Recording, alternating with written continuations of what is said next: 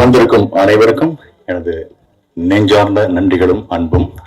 இந்த மாதிரி எனக்காக ஒரு ஜஸ்ட் ஒரு 2 மினிட்ஸ் எடுத்துக்கிறேன். அப்புறம் அந்த யூனிட்டுக்காக எடுத்துக்கிறேன். போன 2ஆம் தேதி தான் என்னுடைய பேரை சாம்ஸ்லேருந்து ஜாவா சுந்தரேசன் அப்படின்னு சொல்லி நான் மாற்றினேன். அது மாற்றும்போது எனக்கு இது நாள் வரைக்கும் கூடவே இருந்த நண்பராக இருந்து என்னை அழகாக என்னுடைய பதிவுகளெல்லாம் தன்னுடைய ஃபேஸ்புக்கில் போட்டு என்னை என்கரேஜ் பண்ணி தொடர்ந்து 20 வருடங்களுக்கு மேலாக என்னுடைய நட்பில் இருக்கிற பிஆர்ஓ கோவிந்தராஜன் சார்கிட்ட அந்த பொறுப்பை நான் ஒப்படைச்சேன். சீரியஸாகவே பட்டி தொட்டி எல்லாம் அட்டிச்சு தூள் கிளப்பிட்டார் அந்த பேரை. இது வரைக்கும் எனக்கு ஃபோன் பண்ணாதவங்க எல்லாமே அதை பார்த்து பண்ணாங்க. ஆச்சரியமா இருந்தது. இந்த வாட்ஸ்அப்ல ப்ராட்காஸ்ட் லிஸ்ட்ல ஒரு ஸ்டேஜுக்கு மேல என்னால் மெசேஜ் அனுப்ப முடியல. பட் இதுக்கு மேல இருக்கிறவங்களுக்கு அப்புறமா சொல்லிக்கலாம்னு சொல்லிட்டு அப்படியே விட்டேன். பட் அனுப்பாத அத்தனை பேரும் எனக்கு பயங்கரமா பேசி நன்றி சொன்னாங்க, பாராட்டினாங்க, வாழ்த்துனாங்க. ரசிகர்கள், மக்கள் அத்தனை பேருக்கும் என்னுடைய நெஞ்சார்ந்த நன்றிகள். இதை அவங்க கிட்டெல்லாம் கொண்டு போய் சேர்த்த ஊடகத்துறை நண்பர்கள் அத்தனை பேருக்கும் என்னுடைய சிரம் சார்ந்த கலக்கிட்டீங்க. அவ்வளவு பேர் என்ன கூப்பிட்டு பாராட்டினாங்க. கோவிந்தராஜ் சாருக்கு என்னுடைய அன்பும் நன்றியும் அன்பு முத்தங்களும். அவருக்கு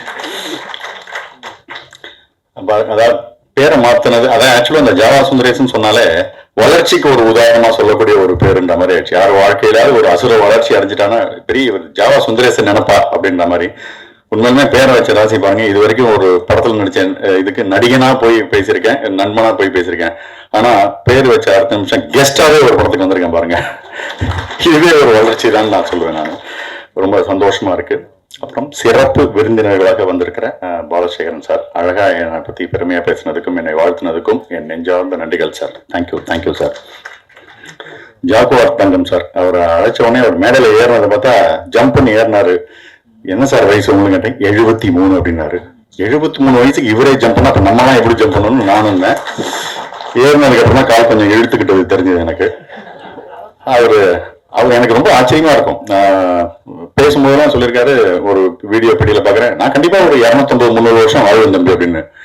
250-300 ஏன்னா ஒரு சித்தர் மாதிரியான விஷயங்களே அதை நோக்கி போயிட்டு இருக்காரு அவரு. எனக்கு தெரிஞ்சு கௌஷிக்கோட பேரனோட படம் நடிச்ச விழாவுக்கும் அவர் வருவார்னு நான் நினைக்கிறேன். அந்த லெவலுக்கு வந்திருக்காரு. ஹெல்த் ரிலேட்டடா அவர் மெயின்டைன் பண்ணிட்டு இருக்கிறது, வாழ்ந்துட்டு இருக்கிறது இதெல்லாம் எனக்கு ரொம்ப இம்ப்ரெசிவா இருக்கும்.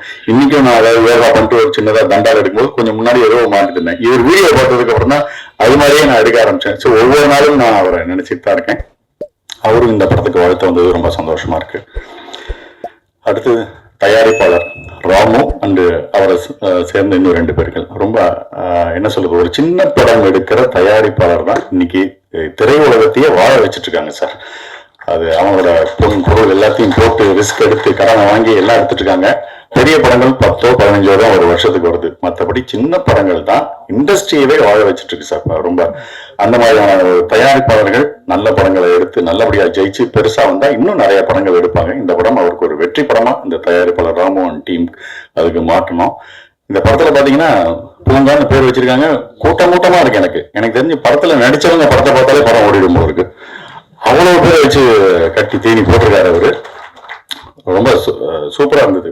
அந்த விஷயங்கள் பார்க்கும்போது எத்தனை பேர் ஒரு ஃப்ரேம்லயும் எடுத்தா 40 பேர். எனக்கு தெரிஞ்சு கேமராமேன் சார் க்ளோஸ் வச்சு எடுக்க வாய்ப்பே இல்லை. ஓடிட்டுதான் வடவழியில கேமரா வச்சாருன்னா போரூர்ல தான் ஆட்கள் நிற்பாங்க. அந்த அளவுக்கு பண்ணிட்டு இருக்காங்க. அடுத்து இயக்குனர் தனசேகர் சார். இந்த ஆக்சுவலா இந்த படம் எனக்கு நான் நடிக்காத ஒரு நட்புக்காக வந்த படம். ஸோ வரும்போது யார் என்னன்னு தெரியல. பிஆர்ஓ கோவிந்தா சார் இவர் தான் டைரக்டர் அப்படின்னு கூப்பிட்டாரு. அப்படியே வேர்த்து சொட்ட வர்றாரு சார். அவரு விழாவுக்கே வேர்த்து சொட்டி இருந்தாலும் படம் எடுக்கிறதுக்கு ரத்தமே செஞ்சிருப்பாரு போல இருக்கு அவருக்கு. அந்த அளவுக்கு பரபரன்னு இருந்தாரு. ஸோ அவருக்கு இந்த படம் ஒரு வெற்றிகரமான படமா அமையறதுக்கு எனது வாழ்த்துக்களை தெரிவிச்சுக்கிறேன். அதுக்கப்புறம் இந்த படத்துல நடிச்ச கௌசிக், பிரணா, சசி அத்தனை பேரும் இவங்க எனக்கு தெரிஞ்ச முகமா இருக்கு. இன்னும் தெரியாத முகங்கள் பல இருக்காங்க. அத்தனை பேருக்கும் தொழில்நுட்ப கலைஞர்கள் அனைவருக்கும் எனது மனமார்ந்த நல்வாழ்த்துக்கள். இந்த டயத்துல நான் ஒன்னு சொல்லிக்க விரும்புறேன். எல்லாம் ஜென்ரலா அந்த சில நேரத்துல சின்ன படம் அப்படின்னு நினைச்சிடக்கூடாது. எனக்கு என்னைக்குமே இளையராஜா சார் ஒரு மிகப்பெரிய உதாரணமா நான் எடுத்துக்க மைண்ட்ல. என்னன்னா அவர் ராமராஜன் சார் படம், ரஜினி சார் படம், கமல் சார் படம், முரளி சார் யாரை பத்தியும் கவலை இல்லை. என் இசை என் படத்துல பிரமாதமா இருக்கணும், அது யார் வேணா நடிச்சுட்டு போங்கப்பா அப்படிங்கிற மாதிரி அந்த உழைப்பை ஒவ்வொரு படத்துலையும் கொடுப்பார். அது மாதிரி இந்த படத்துல பங்காற்ற அத்தனை பேருமே இது சின்ன படம்லாம் பார்க்காம இது என் படம், ஒரு படம் உங்கள் திறமைதான் இன்னொரு இடத்துக்கு ஒரு சிபாரிசுன்னு சொல்லுவாங்க இல்லையா, அதனால அந்தந்த படத்துல உங்களோட பெஸ்ட் உழைப்பை போட்டணும். அது வந்து நடிகர்ல இருந்து சொல்ல, கேமராமேன்ல இருந்து டிசைனர்ல இருந்து ஆரம்பிச்சு அத்தனை பேரும் இந்த படம் நமக்கு ஒரு வாய்ப்பு தரும், கொடுத்த காசுக்கு இது போதும் உழைச்ச அப்படின்னு நினைச்சாக்க அங்க ஏதோ ஒரு உங்களோட வளர்ச்சி தடைபடுது. அதனால நல்லா உழைங்க. ஒரு சின்ன படத்தை பெரிய படமா ஆக்குறது ஒவ்வொருத்தரோட கையிலயும் இருக்கு. ஸோ அப்படி நம்ம உழைச்சோம்னா தயாரிப்பாளர் நல்லா இருப்பாரு, டைரக்டர் நல்லா இருப்பாங்க, அடுத்த படத்துல நமக்கு வாய்ப்பு கொடுப்பாங்க, இண்டஸ்ட்ரியே நல்லா இருக்கும். ஸோ சின்சியரா உழைப்போம், சிறப்பான விஷயங்களை அடைவோம். பூங்கா படம் மக்கள் மத்தியில் பயங்கரமா பேசப்பட்டு ஒரு பேங்கா மாறுறதுக்கு எனது மனமார்ந்த நல்வாழ்வு. தேங்க்யூ.